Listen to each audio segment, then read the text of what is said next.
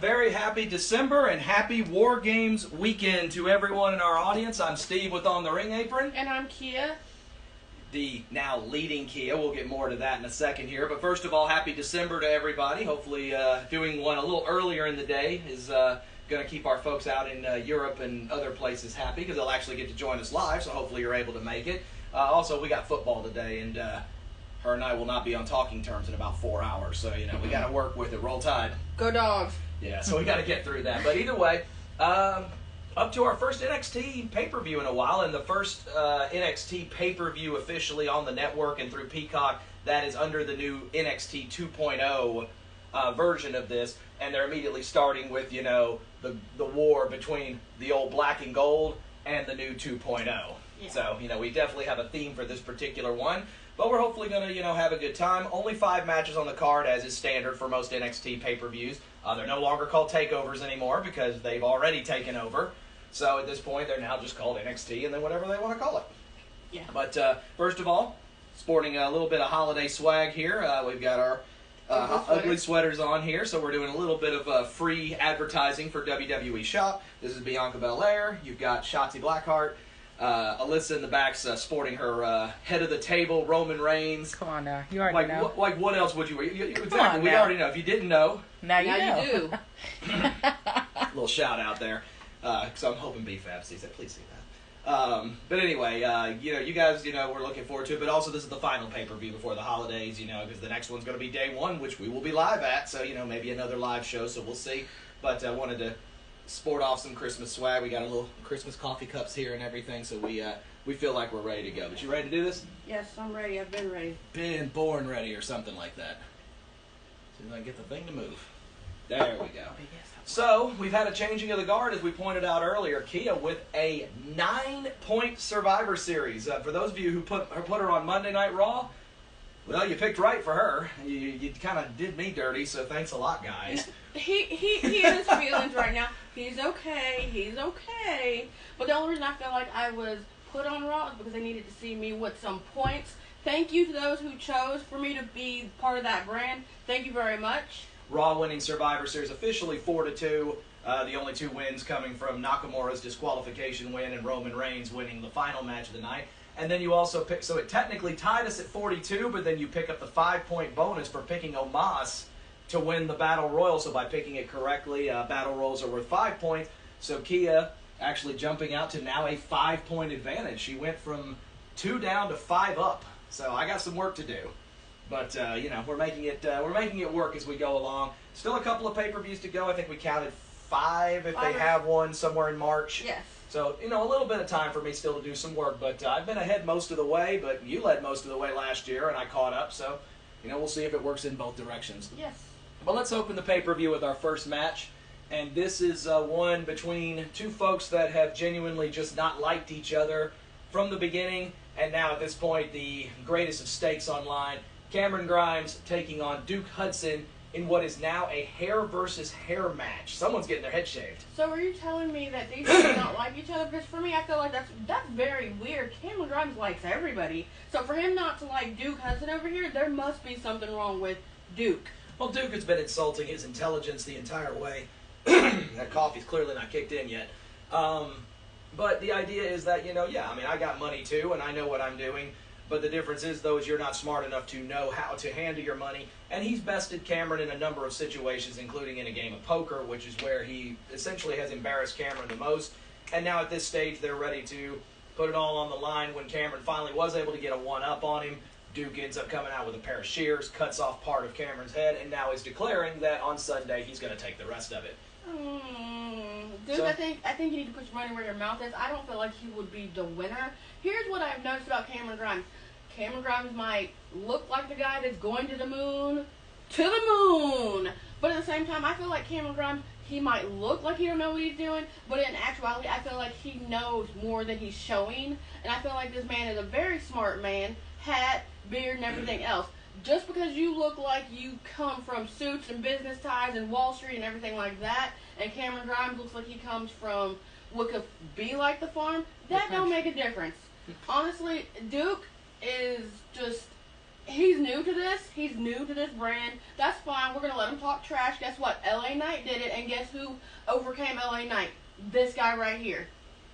We'll see how it ends up turning out, of course, because, again, a very different look for whoever ends up winning this match, because absolutely no hair, and obviously a very significant change to Cameron if that ends up happening, because he's had the long, flowy hair. Yeah. Duke Hudson, kind of with a standard look, kind of similar to what my haircuts look like. It comes back in a month, but I don't know if y'all can see the shiny top to this. It's not going to happen for much longer. I'm getting old, folk. For those of you young in my audience, don't get old. It sucks, all right? Just take my word for it. Of course, Alyssa back there, and she'll be happy. We need to pull the footage on something here real quick. First of all, rewind back a year. You couldn't stand Cameron Grimes. And now all of a sudden, now he's like one of your favorites on there now. But also, he's kind of shown me who he is and what he can do. Not only does he enjoy what he does, but he wants everybody else to enjoy it with him. And yes, I didn't really like him, but now I'm his biggest supporter, and honestly. And with that, because you do have the lead, so you actually get to open it, so you taking Grimes? I am taking Cameron Grimes, because here's why. I feel like, again, he may not look like he knows what he's doing, but he has bested some of the best, and that is including LA Knight. LA Knight came in doing the same thing, running his mouth, bumping his gums, and guess what? Cameron Grimes came out and said, okay, I got you. But also, you have to think, he's only going to take so much, and I feel like at this point, he's taken enough of Duke, and he's going to put his money where his mouth is. I'll agree. I'm going to take Cameron Grimes as well. I just feel like this is one of those, first of all, it's one of those pay-per-views you can already feel where this is going to be a changing of the guard segment. But, you've got Duke Hudson, who you already could potentially be able, if you're going to affect his character and you're going to affect his ways, now would be the time to do so while he's still relatively new to this. Yeah. Cameron Grimes has a certain look among him. Also, of course, the NXT universe very much behind him. You don't know if, having a completely shaved head, will change their opinion of him and change his style, although that could potentially be a great way to start a heel turn for Cameron as well, who we already know can play a great heel as well. Yes, but I will take Cameron Grimes as well. And I, just kind of, I wish we had done a little makeover picture. We'll get Alyssa to do this the next time there's a hair versus hair match, but we'll get it to where we can see what they look like if they were to win. What did Karen Grimes or whatever reference he used? Karen Grimes. That was stellar. Go ask for the manager as many times as you need. As you need. Oh my lord. So funny. Moving to match 2. And this one is for the NXT Cruiserweight Championship, and potentially there's a lot of speculation going around that this might be one of the last times, if not the last time, we see this championship defended in NXT, as the current NXT Cruiserweight Champion, Roderick Strong of the Diamond Mine, is raising up the weight limit, because normally you got to be 205 pounds or less. He'll be challenged by Joe Gacy, Mr. All-Inclusive, who, let's call a spade a spade. He weighs more than 205. So, but he goes in. This is for the Cruiserweight Championship, and Joe Gacy already coming out stating that if he wins, he's going to abolish the Cruiserweight title, and he's going to call it the All-Inclusive Championship. I'm going to make one quick reference. He looks like the nice version of Kevin Owens. I can see the look. I kind of get that impression as well. I guess some people just have to look alike. If you travel the world long enough, you'll eventually meet your twin. Yeah, but the difference between this guy and Kevin Owens can actually, when he says he's going to do something, he's going to actually do it. I'm not sure about this Gacy dude. We saw him live in person for Halloween Havoc. He seemed like he talked a big game and everything was great, so forth and so on. Yes, he won his match. But you understand, I've been watching Undisputed, and I've watched Roderick Strong before he was part of Undisputed, and I've seen what he could do alone, and I've seen what he could do in terms of being in a group. And honestly, in my opinion, I feel like look at the render. This guy looks like he shouldn't be messed with. He left and he came back, and he was with Undisputed, and now he's with the Diamond Mine. I feel like, in my opinion, Roderick Strong's gonna get it done against run your mouth, bump your gums, Gacy over here. And you're hit the nail on the head. Looking at what Roderick Strong has done since he joined Diamond Mine. When they broke up the Undisputed Era, you wondered what was Strong's place going to be in all of this, and was he going to have a place in the future of NXT, or were they going to move him up to the main roster? And what they've done is they've kept him down at NXT, and he has revitalized the Cruiserweight division by essentially saying, look, I'll take any and all comers, and he's not even staying in the 205 weight group. He's willing to defend his championship against anybody, thus kind of eliminating the whole 205 ideal. but at the same time also putting that title back on the map again. Yeah. So regardless of who ends up winning this match, it's not necessarily a bad idea because essentially it is kind of becoming all-inclusive because Roderick Strong has said, look, I don't care if you're under 205 or over 205, I'll beat anybody. So, and, and you've seen that. He's had matches with people like Odyssey Jones, who weighs well over 400 and has beaten him. Yes. So Roderick has become absolutely a new weapon since joining Malcolm Bivens in the Diamond Mine, especially with the group of folks that he has behind him. So you look at him as a very favorable champion. Now you see someone like Gacy, who is wanting to have this all-inclusive mindset. We're done with this whole you gotta be under a certain weight or you have to be a certain gender. And there's a bit of respectability behind that. I agree. Because people have pushed for the last 15 years, us included, for intergender matches. Yeah. Why is it people like Charlotte Flair and Sasha Banks can't go after the Universal Championship or after the WWE Championship? It's not a matter that says they can or can't or they should or shouldn't. It's the matter of they should be given the opportunity to be able to run that storyline. Other companies are doing so. We saw Tessa Blanchard win a world championship and hold it for several months at another company. So it's not like it can't be done. So, possibly something that a door you could open here if NXT, especially in this new 2.0 edition, wants to try something new here. I mean, don't get me wrong, I have respect for that fact, but I also have respect for Roderick, too, to say, hey, I feel like his mindset is getting to where Gacy's trying to go, because you have to think, he's willing to take on all comers. First of all, that's fighting champion. And second of all, if he's willing to take on all comers in different weight classes, that tells you right there that they're on the same page. It's just a matter of can we see a totally separate title. We've seen that 205 title for a while now. So what would it look like if this was to come to fruition? Exactly. So I get to go first on this particular pick. And I'm basing this on nothing more than just what I see in the current NXT just roster in general. Of course, we have all these new names through the 2.0 thing. A lot of the old guard starting to head on their way. Either they're getting called up, they're going to new companies, contracts expiring, etc. Roderick's no exception. And while Malcolm Bivens has done a fantastic job with every person he's brought in with Diamond Mine, and that's a group that's going to stick around for a while, I do think that there's just simply not enough cruiserweights, especially if you're going to have people like Kushida and others that are not going to be running for the cruiserweight title, but rather for the tag titles.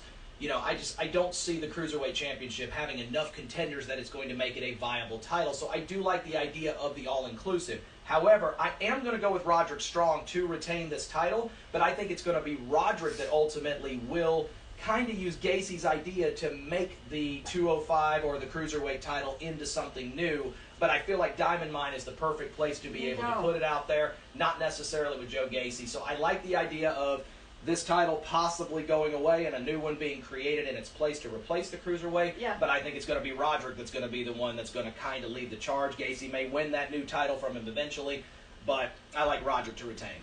I'm actually in agreement with you. I feel like Roderick Strong, again, we've seen what he could do alone by himself, and the fact that he went from undisputed, he left, went home to be with his wife for a little bit, came back as a surprise to me, came back, and now he's with the Diamond Mine and Malcolm Bivens. I feel like that right there, you have to look at their group.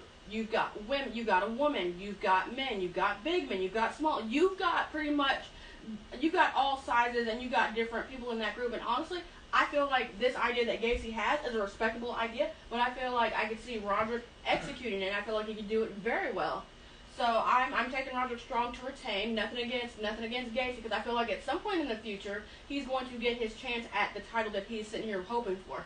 Well, excuse me, you even said it yourself. You're like, they both have the same idea. Yeah. They both are all, Roderick basically has already been doing it. Yeah. It's just a matter of, now let's put something that makes it official. Yeah. Why can't a 400-pound person win the all-inclusive? Why can Roderick Strong not defend against a woman? Why can a woman not be champion and then have to defend, you name it, against a tag team? I don't know. Yeah. But, there's a lot of ways this could go here. I think this one may be one of your more interesting matches on the card. Oh, I agree. Okay. Match 3. Alyssa, any thoughts so far? Y'all are doing good. We had one comment from Coal Mines. She said she really liked the sweaters. Thank you. Oh, thank you. Bianca or Shotzi? Who do we got? Let's see if we get an answer for that. Neither. She's gone now. Sorry. Ah, that's a bummer. Well, that's okay. Sorry. We like the sweaters. I like the sweaters too. They're extra warm. Thank you. We live in Georgia. Anybody who's ever been to Georgia knows you go through all 4 seasons in one day. So it gets really hot during the day and it gets really cold at night. So, but we like to sport the swag. Match 3, which is our other championship match on the card this evening. I missed my spot here. And it is for the NXT Tag Team Championships. Let me flip this around here real quick. And this is a battle of attrition here. You look at the whole idea of this pay-per-view being the old guard against the new guard. And the old guard represented by the current NXT Tag Team Champions Imperium. We watched them win the championships at Halloween Havoc. Yes. And now is trying to declare, a more respectable, more profound type of championship run. And as a result, they have been using their high and mighty status of being the more intelligent, the more brilliant people. And they've been using it on Von Wagner, who has found a bit of respect factor in a member of the old guard who has now kind of gone 2.0 in Kyle O'Reilly. And now, thanks to a win on this last NXT, it's O'Reilly and Wagner getting a shot at Imperium for the tag team titles. Here's the thing. I don't know who this is per se until I had to go back. So understanding everybody, I do work, and I work Monday. There's your episode reminder. I work Monday, Tuesday, because I keep forgetting this is Tuesday, and I work Friday. So by any chance, I do not get to see it. So I'm having to go off YouTube and... And she's still ahead on the scoreboard. What does that say about me? Dear God.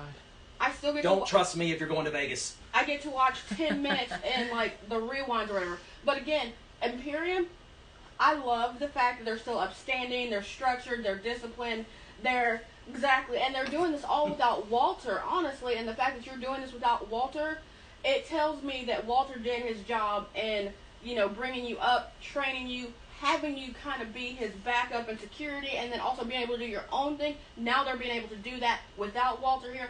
That's a sign of good things to come. And honestly, the fact that they won, I really wasn't upset with that win because I feel like they deserve it and they need to have those titles. Those are technically, honestly, should be their titles. Oh, their match with MSK may be the NXT match of the year at this point. But that was a fantastic match. But let me tell you, MSK gave it all they had, literally. Mm-hmm. But now when it comes to this right here, we've seen O'Reilly, do his thing throughout different promotions against Adam Cole, and then we've seen him with Undisputed, and we've kind of seen him do his own thing by himself and show who he truly is. And this right here, it tells me when you've gone up against your former best friend and your group and Finn Balor and just to run the list of plenty of others, and you've been able to do it, and yes, you get knocked down literally on staircase, get back up, and you're continuing to fight. That tells me what type of person you are. But the fact is, he's got respect for this gentleman right here, tells you a lot about him. Now, this gentleman right here don't seem like he has all the crayons in one box. And I feel like, with that being said, I feel like this partnership or this respectability right here will help him. You have to think about what Adam Cole did for O'Reilly, and I feel like O'Reilly is passing that on at this point.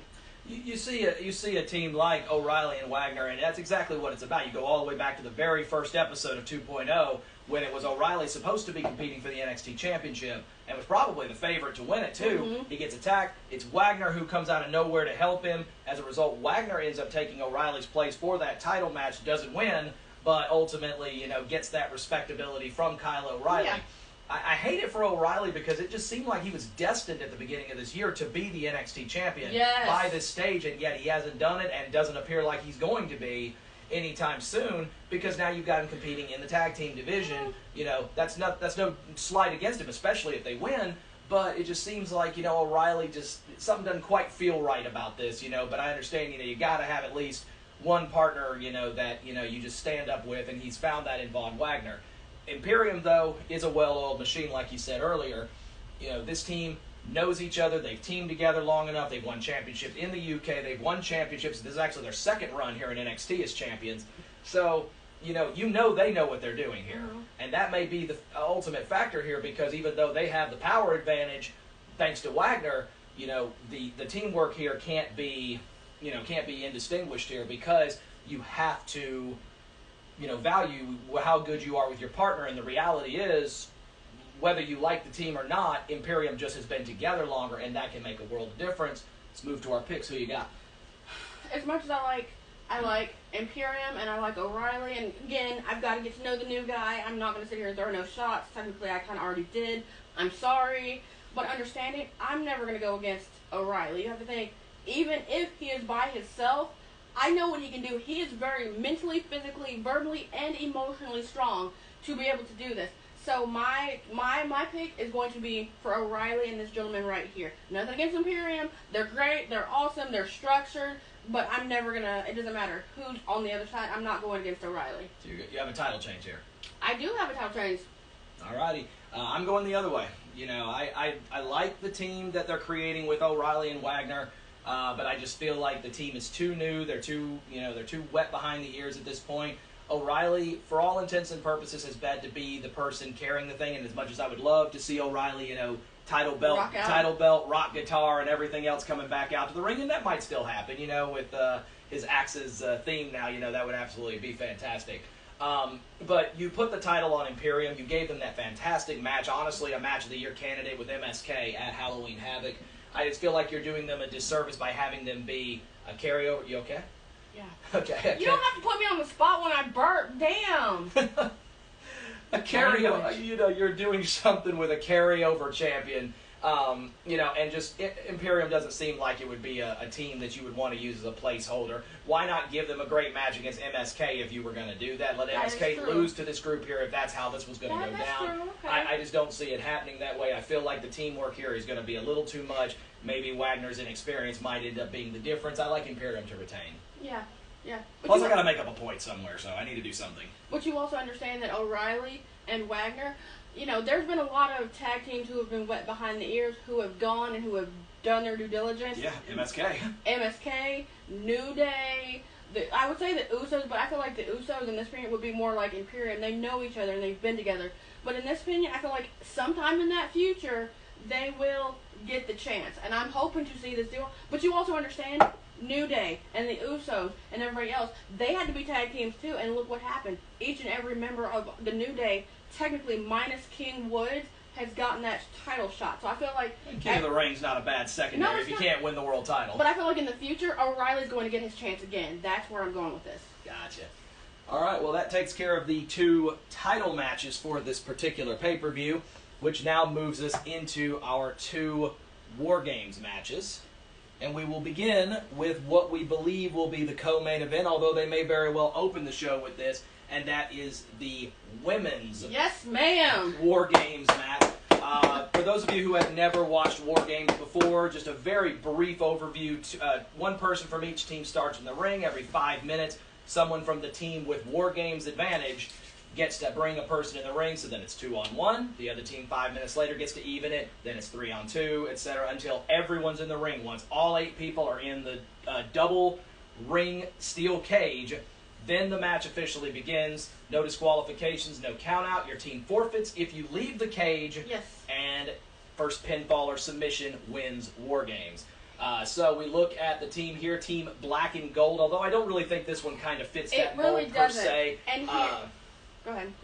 You have Team Raquel, I guess, because we'll just say she's in the middle. It's Raquel, Gonzalez, Shirai, the newcomer young Cora, Jade, getting a chance to get in this, and former NXT UK champion and follower of ours, please watch, Kaylee Ray, battling against the NXT Women's Champion, Mandy Rose, the Tag Team Champions of Toxic Attraction, and Dakota Kai. Here's the thing with this. It doesn't technically follow the trend, but you also understand you have 3 out of the 8 women that have been here, that have done this, that know about War Games, and it's nothing against everybody else, but I'm talking about Raquel and Io and Dakota. But the thing that concerns me with, this right here. If memory serves me, I think Kaylee Ray's been in one. That's right, my bad. I'm sorry.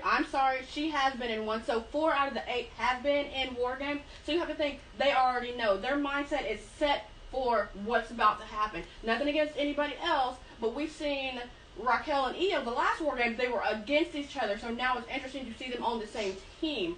Dakota, you have to understand, as nice as this is, she's here on this end because everybody on this end she cannot stand, starting with Raquel, who is her former best friend. Now, Mandy and the new tag team, nothing against Mandy. She's been around for a while. I feel like she has experience to go in and to kick some butt in War Games. I feel like the new tag team for the women's, I feel like this is just like a learning experience for them. So they're here and they're going to give it their all, but I don't feel like they could uphold, and I feel like it would have to be Mandy and Dakota working together. But we know Dakota. We've seen her. It's a trend. She's here War now. War Games is where it all changed for her. She always tends to turn, and she's always about herself. Nothing against that. I respect that to a degree, but when you have a team, you got to work together. As far as Io and Raquel and Kaylee Ray, I feel like even though they've got Jade over there, I feel like they can teach her, tell her, work with her while doing the match. But it is what it is. I just want to see how this plays out. I feel like it's going to be a good match. And you have a group of women who are going to work together. Well, I mean, you see both sides, and it really is kind of a battle of attrition in terms of the fact that if you look across the board, there's one person who is genuinely upset at another person over there. Kaylee Ray, kind of the wild card in all Yes. this. They needed a fourth person with the injury to Zoe Stark, and Kaylee Ray just showed up with a baseball bat and decided, you know what, I'm not busy. I'm not doing anything that night, you know? Let me jump in for a little bit here. But, you know, you look at a match like this, and you hit the nail on the head. 4 out of the 8 have been in War Games before, so they know what it means. They know it can take months or even years off your career if done incorrectly. Exactly. Io always hits some great spots during these matches. We know how good Dakota is. We Yes. know Raquel can absolutely use her power. Also, the no disqualification, you know, factor allows you to be able to bring chairs, trash cans, kendo stick, anything you can get your hands on. The one key factor, of course, of War Games is War Games advantage. Yeah. And remember that Team Raquel is the team that holds War Games advantage thanks to Kaylee Ray beating Dakota Kai in a ladder match this last week on NXT. Yes. So that means Team Raquel will, for 15 minutes, have a one-person advantage at different periods of the match. So Toxic Attraction and Dakota are going to have to find a way to be able to neutralize that factor. The order that you send in your people obviously makes a huge difference. You wonder about a person like Cora Jade, who is so young, so wet behind the ears, and she's definitely ready for the moment. She definitely has the spirit behind her. The question is, though, is this going to be something where she's going to be thrown into the fire maybe a little bit too fast? Because remember, it only takes one pin or submission to lose this match. And although Team Raquel significantly has the experience advantage, in War Games, Cora only has to make one mistake. And you know you've got a team over there that absolutely has the power to do whatever is necessary to win matches. So that's where this gets fun. The good news behind War Games is you know you're getting at least at the minimum a 25-minute match on each one because the match does not technically begin until all 8 people are inside the 2-ring cage.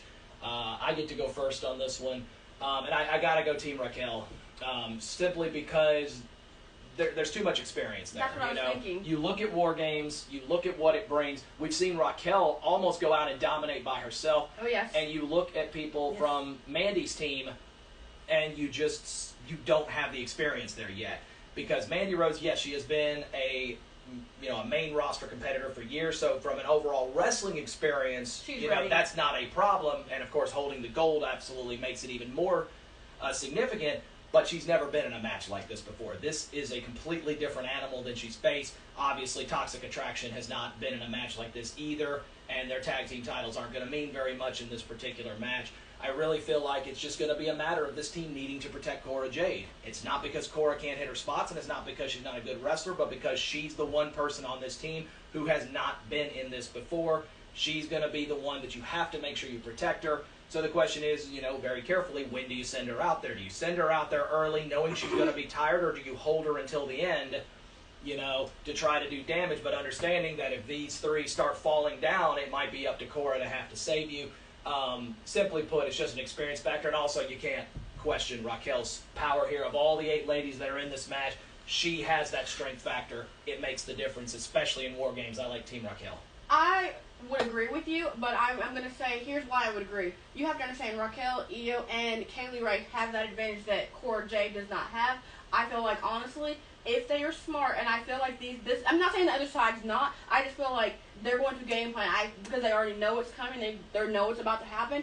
I feel like as a good leader, you're going to send out your strongest person, or one of your strongest people first. That way, when you send your strongest person out, then at that point, you have someone over here, and then you can bring out Cora Jade to actually assist. Now, don't just because she's new, she's wet behind the ears. I've seen some of her matches. She can kick butt when she needs to, and she's not afraid, and she's not scared. She has a pinfall victory over Mandy at this point. And exactly. And at this point, I feel like she's wet behind the ears, but I feel like her being wet behind the ears will give her that disadvantage, but at the same time, she has an advantage that her attitude, her strengths, her demeanor, everything about her tells me that she's prepared for this moment. Well, they talk about, like, newborns, you know, and the fact that they like to jump off of, like, Yeah. furniture and stuff. Well, they're not scared because they don't know they're supposed to be. That's exactly So it. you wonder, Cora's going into a match like this, and you could also say the same thing for Mandy, Gigi, and Jacy as well, that, you know, they don't know they're supposed to be scared of this yet. No. But once they step in there, how are they going to react? Are they going to be able to handle that moment? I feel like I'm going to say that Team Raquel, Io, Cora, Jade, and Kaylee Ray take the win all the way. I feel like they're going to flat out dominate. Again, we've seen Raquel dominate. She even did it over Io last year in War Games. So the fact that these two are on a team together, that says they're going to take what happened last year and they're going to put the differences aside and they're going to actually say, hey, we did this and this and this. I feel like they're going to game plan. I think they're going to be ready, and I think they're going to overall have the only thing that concerns me is Raquel. Is she going to emotionally become compromised when Dakota does something or says something or starts attacking her? That's the only thing I'm a bit concerned about. Other than that, there's nothing for me to really worry about. Exactly. And, you know, and remember that Raquel was part of the winning team on the year that Dakota turned on her team. She sure was. And Raquel still found a way to win that match anyway. So technically Dakota was on the winning team despite the fact that she turned on Tegan Knox that night. But either way, so we both have Team Raquel. So let's move to our final match. And this is truly the changing of the guard potentially match here. And that is Team Black and Gold, which consists of the NXT champion Tommaso Ciampa, Johnny Gargano, LA Knight, and Pete Dunne, going up against what is considered Team 2.0, the new guard ready to step in and take, as Carmelo so put it well, the old timers, time to send them out to pasture. NXT North American champion Carmelo Hayes, Grayson Waller, Bron Breakker, and Tony D'Angelo. So you look at a match like this. First of all, I'm going to just state right here, you can see I'm trying to grow this out. This is what I strive for right here. She's making faces. She's back there grinning. Not. No, not going to happen. Absolutely I will not. take cheers to that in the middle of the Look, night. if shaving my head will put it all right here, I am absolutely 100%. And I even want the gray too. You know, I'm in for this. First of all, his Kratos look he had at Halloween Havoc was just amazing. Right on point. Seeing that live was fantastic. Yes. But you see like I said, this is supposed to be the official changing of the guard, 2.0 finally stepping in. Because you look at this match like this, and War Games has been a match that Pete Dunne has been a part of, that Tommaso Ciampa has been a part of, and even though LA Knight and Gargano have not been in War Games before, their experience factor greatly plays out. Meanwhile, Team 2.0, every member stepping into their first official pay-per-view, but also their first War Games match. And you wonder, they've never been on with lights brighter than they're going to have right now. Halloween Havoc, still a USA special. This is actual pay-per-view. This is Peacock. This is WWE Network. Experience clearly goes direction of Team Black and Gold. But this is the team. They're younger. They're hungrier. And you wonder, is this going to finally be the moment where Black and Gold finally goes down? Oh, no, I don't think so. And here's why. You have to think, when we started watching, we saw Ciampa and Gargano as DIY, and they literally, as faces, they literally took everybody to the cleaners, they took everybody to the woodshed, but we also have seen these two against each other, and they used to be former best friends, and they took each other to the woodshed and to the cleaners. You have a Pete Dunne, who is Cruiserweight. He's rough, tough, tumble, strong, quick, and fast, and I feel like that could work. LA Knight has mouth, and he's going to sit here and say, we're the best, we're the greatest, da-da-da-da-da. And he's going to have the game to back it up, more or less. Looking at this team, it's nothing but experience on this team. Doesn't matter what you say or what you do. I feel like this right here, just looking at it, not even having to see the faces on this side, this team's going to walk away in victory. And that's what it really comes down to, is just the overall experience. Team Black and Gold, been here, done that. Most of the team, and even the ones that haven't, have the experience factor to be able to handle this. War Games is not going to scare Johnny Gargano. War Games is not going to scare LA Knight. You wonder about Team 2.0, and maybe with the exception of Breakker, you see folks that you're still trying to figure out exactly where they fit into all of this. Now, that's not to sit here and say that they don't want it. They're going to come in and they're going to put on a great show. That's not a question here, but they're going to have to battle those initial nerves first. The one main advantage, though, that Team 2.0 has is they do have War Games advantage because Bron Breakker actually was able to beat Johnny Gargano on NXT in the ladder match. Surprisingly, Breakker, as big as he is, getting up that ladder pretty quick. So 2.0 does have War Games advantage in this. So if you play your cards right, you can have 15 minutes of that one-man advantage over Team Black and Gold, and that can make all the difference in a match like this because you can wear down your opposing team, but it also means that Team Black and Gold will have the freshest person when the match officially begins.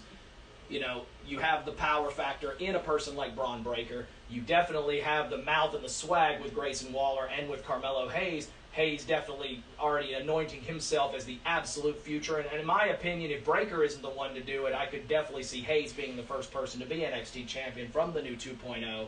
And then Tony D'Angelo has absolutely come out and has shown that, like, hey, look, no one's going to scare me. You want to call yourself, he's been talking to Dunne for the most part, you know, you want to call yourself the Cruiserweight? Well, I mean, I come from that Italian New York mafia kind of background. You know, I know what I'm capable of, and right now you're all talk and no action. So you look at that? And you sit here and you say, you know, they've got the mouth. It's going to come down to can they get over their initial nerves. If they can, 2.0 can definitely hang with these four in this match.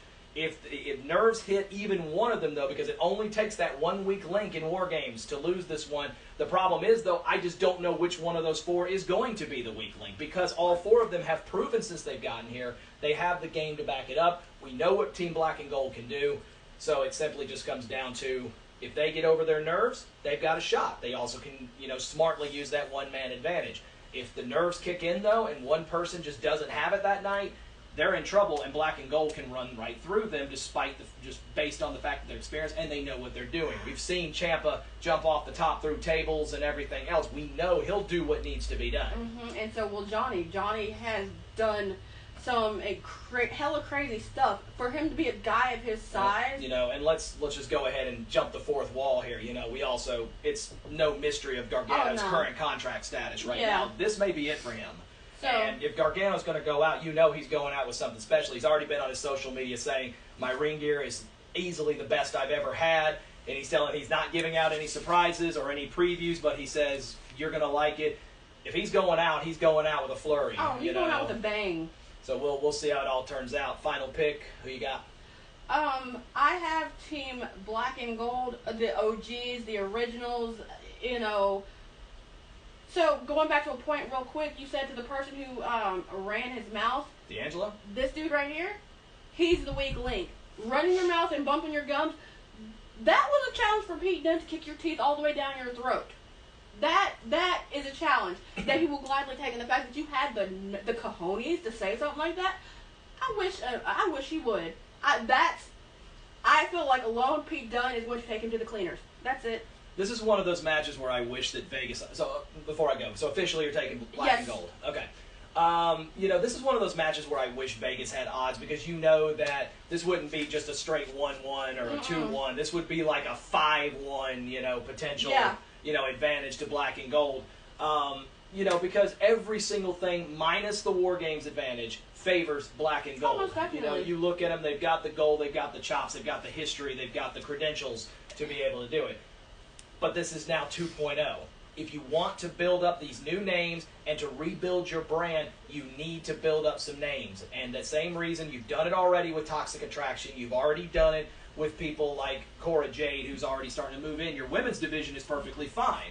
And you've got people like Wagner, you've got people like Duke Hudson, who we've already seen earlier in this thing that don't necessarily need to win, but you're putting their name out there. You're getting people to know who they are.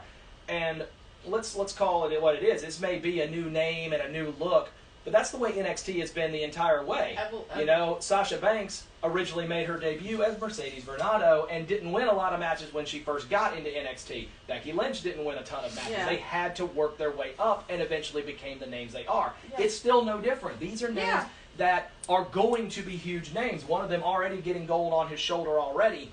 These are names you're going to hear for the next while. The question is, at what point do you have the changing of the guard, and is this that moment? In my opinion, I feel like if you're going to have the new setup, I think this is where you have to do it. So I'm actually going to go Team 2.0 here. I think that you look at a match like this, they've got the two people that are not going to be affected by the bright lights in Braun Breaker and with Carmelo Hayes, strictly because of the fact that they're built for this type of moment. They've got the mouth to run it, and they're ready, the mouth to do it, and the game to back it up. We've already seen Carmelo win a championship. We've already seen Breaker main event Halloween Havoc and absolutely push Ciampa to his limits. So I just feel like it's ready. They've got enough talent there to be able to keep someone like Waller and D'Angelo, who really, all of these are essentially one-on-one fights here, and it just happens to be enemies of my enemy is my friend. But I feel like if you're going to have a changing of the guard, this is where it needs to happen. I think 2.0 is going to use that one-man advantage, and it will be just narrowly enough. If I have to pick a weak link, I think it's going to be LA Knight, but I mean we're splitting hairs here. But I do think 2.0 finds a way. Again, this may be a pick where I need the point, so I'm hoping that they'll come through. But I think they find a way. The changing of the guard happens here.